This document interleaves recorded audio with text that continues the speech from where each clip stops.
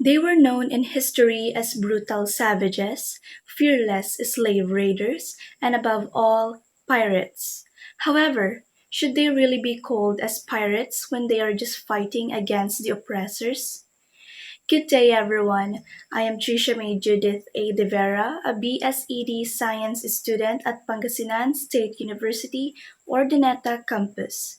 Today, I will be discussing about the film Raiders of the Sulu Sea. But before that, let's first find out what are the learning outcomes of this topic.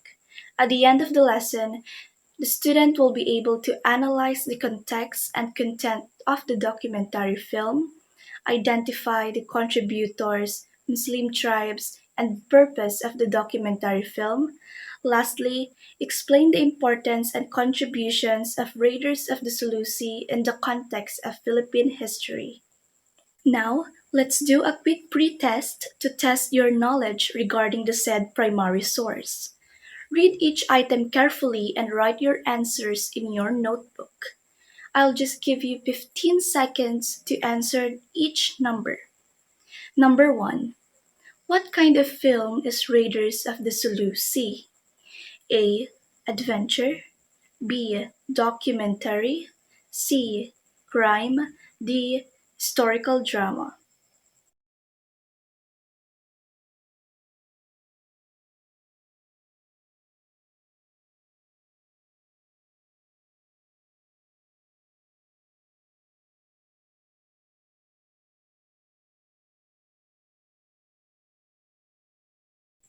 Number 2. Where does the Raiders of the Sulu Sea focuses on? A. Zamboanga City. B. Davao City.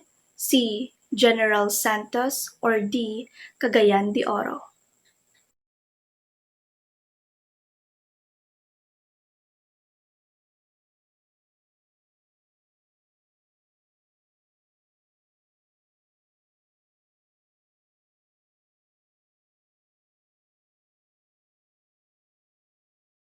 Number 3. All of the following are contributors of the film except A.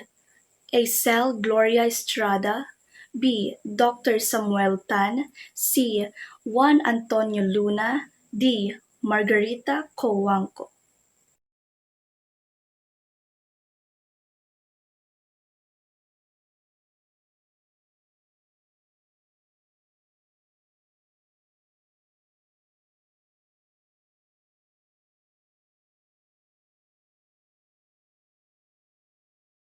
Number 4.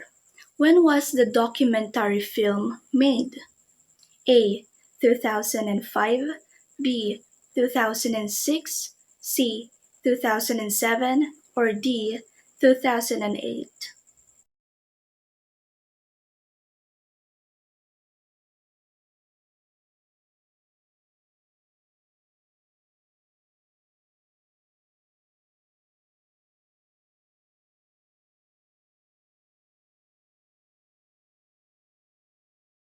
Last, what is the documentary film all about?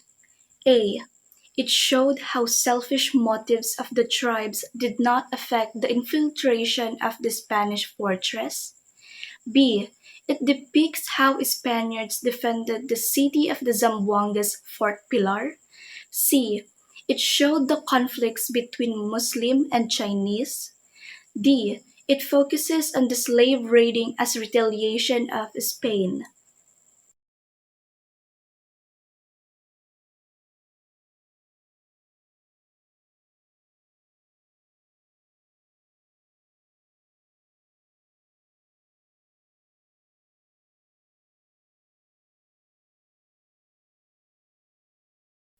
Now that you have familiarized some of the keywords regarding our topic, let's now move on to the discussion.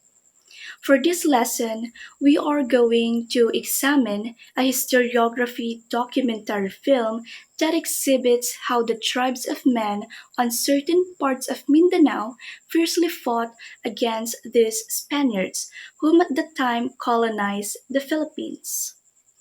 This documentary film was narrated by several key informants or contributors that made the film more understandable. These people studied and analyzed the whole history of the conflict and identified causes of it. First on the list is Isel Gloria Estrada. She is an art historian at Zamboanga City. She is also a collector of art and a member of National Commission on Museums. Next, Dr. Samuel Tan. He is a historian and well known for his famous book A History of the Philippines. Next is Professor Barbara Watson Andaya. She is an Australian historian and author who studies Indonesia and maritime Southeast Asian history. Next is Dr. Julius Bautista. He is currently appointed as a senior lecturer at the Department of Southeast Asian Studies at the National University of Singapore. Next is Doctor Margarita Cojuangco. She is a Filipino politician, philanthropist, and an author. She is known for her humanitarian projects and works among Muslim communities. Lastly, Halman Abubakar. He is a Tausog and the town councilor of the Sulu Sea. So, sila yung mga historians or mga taong nag-contribute sa paggawa ng film. Let's now proceed to the producers and directors of the film. Raiders of the Sulu Sea is a documentary film produced by Oak Tree Films and directed by Idzwan Othman. Additionally, it was published by Looking Glass International at Victoria, Australia, and the duration of the film is approximately 49 minutes, and its original date is 2008. So take note of that. Next is historical background. Raiders of the Sulu Sea focuses on Zamboanga City. It depicts how the Spaniards defended the Fort Pilar as Spain's last base of defense, which was used to control our economy in the past. It is also focuses on the slave raiding as a retaliation on colonizer. So, dinefend ng mga Espanyol yung base nila which is yung Fort Pilar laban sa mga invaders, most especially sa mga raiders. These raiders were fearless and fiercer sa battle. Para sa mga Espanyol, they are nothing but barbaric pirates. So, the Fort Pilar is a 10-meter high wall that acted as a defense fortress. The fort served as the base of operations to check on slave raiding going on the north and back. So, ito yung base nila to facilitate their trade. Also, the Spanish wanted to control the economy and propagate Christianity as well as the colonized. As a result, this presented a conflict between the Muslim tribes and the Spanish, and because of that conflict, of course, they attacked the Fort Pilar on December 8, 1720 in Zamboanga City. Raja Dalasi led the bloody attack on Fort Pilar together with the joint forces of Sulu Sultanate. There were three tribes who united to combat with the Spaniards to fight for their freedom. However, the bloody war did not end well and the tribes didn't won the fight. These raiders are consist of three tribes which are the Samal Balangini, Ilanons, and Tausug. These tribes were known as skilled warriors, deadly swordsmen, expert sailors, and builders of formidable vessels of war, which has a great advantage against colonizers. However, the tribes mentioned are not really pirates during the times. They were plying their trade of capturing people and selling them as slaves, which we call slave raiding. So, raiders pretend as fishermen and harmless people. Once they're ready to raid, they captivate innocent people and bear a hole in their palm where they can insert a string to tie them in order for them not to escape. So, imagine, bubutasan yung palm and itatali. That's so brutal. That's why binansagan silang brutal savages. Let's now proceed to the ancient maritime vessels that were used by the raiders. First is Lanong. It is a large outrigger warship used by the Ilanon and Balingi people for raiding and fighting. Next is Garay. It is a traditional native warship of the Balingi people. Next is Salisipan, or also known as Kakap. It is a canoe-shaped boat used by Ilanons and Bangingi people. They used all these boats for fighting and raiding activities. Next are the weapons of the tribes. First, kalis or kris. It is a type of double-edged sword, often with a wavy section. Next, barong. It is a deadly weapon and a sword with single-edged, leaf-shaped blade made of thick type of steel. Next, kampilan. It is the longest sword that was used by the Ilanons. Next, armor. It was from carabao horn. Its steel plate was molded to fit the body and held together by chainmail. On the other hand, these are the weapons that were used by Spaniards. We have musket. It could fire 90 meters and took several stages steps to reload, and cannon. It is a type of gun classified as artillery that launches a projectile using propellant. So, knowing na mas advanced yung weapons ng Spaniards, it doesn't stop the raiders, the tribes, to fight for their freedom against the colonizers. They really are fearless. Let's now move on to the importance and contribution of the film. It depicted the Filipinos' pursuit of independence and it detailed people's commitment to defend their homeland from colonizers. And it inspired many Filipino revolutionaries who arrived after the event. Moreover, the raiders of the Sulu Sea plays an important role as they contributed to the anti-colonial movement.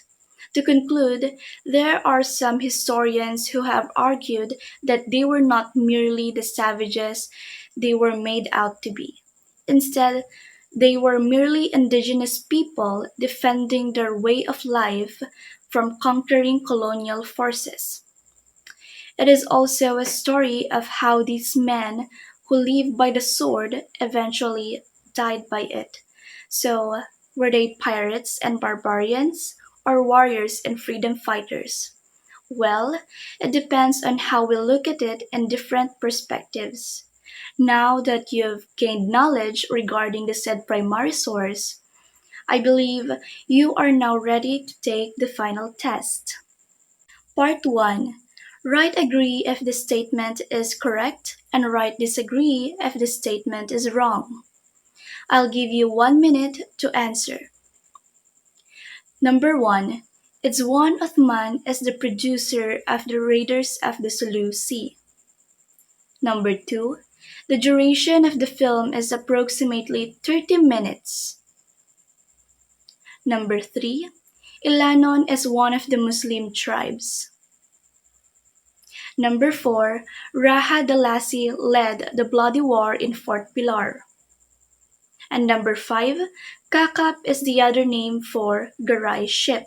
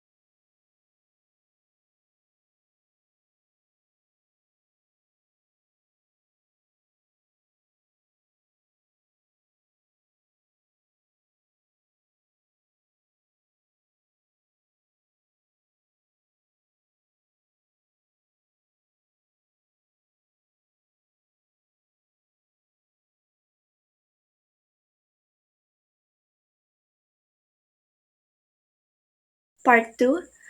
Read each statement carefully and choose the correct answer. For this part, I'll give you 15 seconds to answer each number. Number 6. All of the following are Muslim tribes except A. Ilanon, B. Tausug, C. Mandaya, D. Balangini.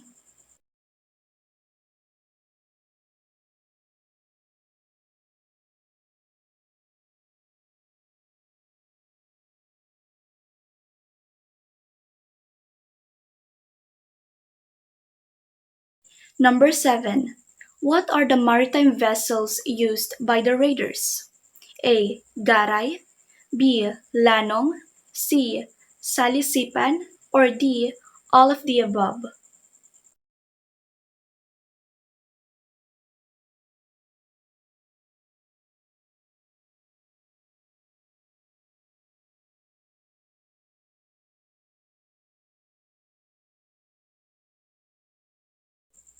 Number 8. What kind of sword is double-edged and has a wavy distinction? A. Kampilan, B. Barong, C. Kalis, or D. Musket.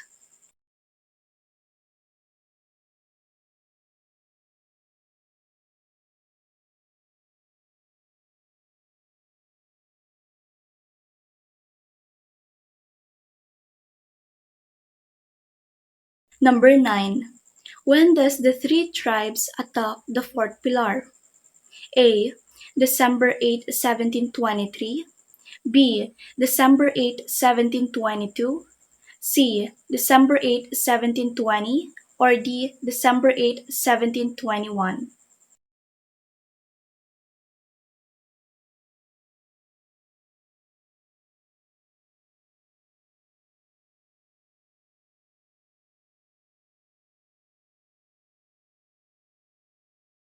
Last number. What is the importance of the documentary film? A. It shows the hardships of the Filipino people. B. It depicted the Filipinos' pursuit of independence. C. Both A and B. Or D. None of the above.